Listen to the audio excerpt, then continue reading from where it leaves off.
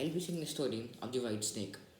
So once upon a time there was a king in a kingdom, and that king was very powerful and very kind. And so because of that, even his servants were very kind to him. Um, he always eats white snakes for his lunch, but none of his servants know this because the servants are not allowed to look inside the bowl of the king's lunch. But in the bowl of the king's lunch, there will always be a dish of the white snake, and no one ever knew this. On one day, a servant was serving white snake lunch for his king, and he got very curious, and he saw what's inside the bowl, and he noticed the white snake, and he tasted it. He thought that it was very delicious, and now as he saw that, he tried to escape and run away. Just then he heard that a duck in the royal pond had eaten the ring of the queen. So he rushed to the pond and had killed the duck and got the ring and gave it kindly to the queen. Now, the, now the king appreciated his efforts for saving the ring of his wife, and he offered him a horse and gold coins to travel around the world. The servant was very grateful and he thanked the king so much, and he started his journey.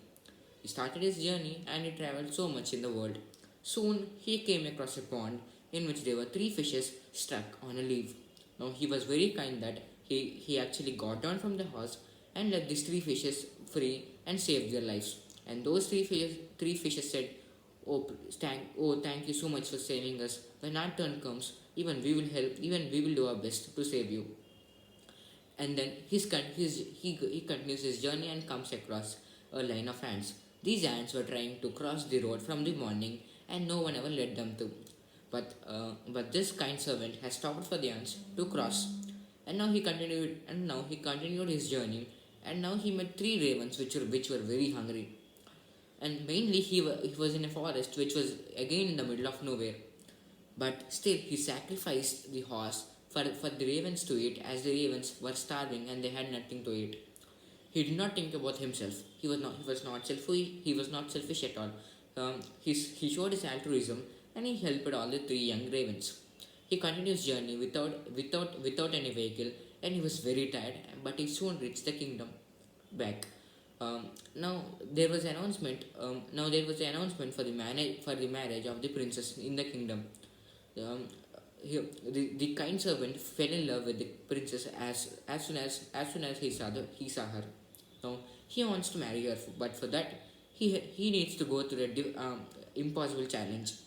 There were three challenges. The first one is that he needs to get a ring. He needs to get a ring from an ocean which was filled with sharks. Now he can't do it obviously. Someone needs to help him.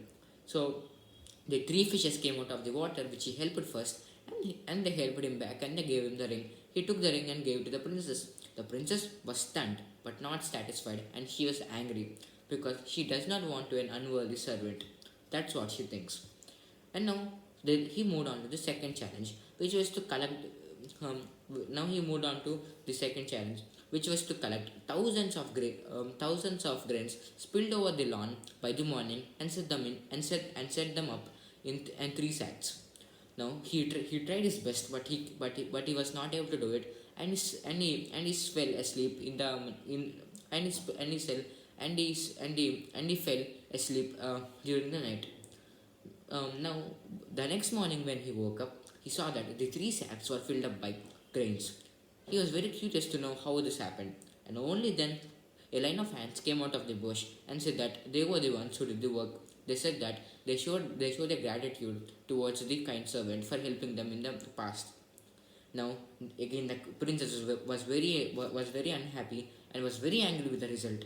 So she set an impossible challenge for the third one. It was to collect the golden apple from the tree life, which was so far away, and it was almost so high up in the sky that no one could ever reach it.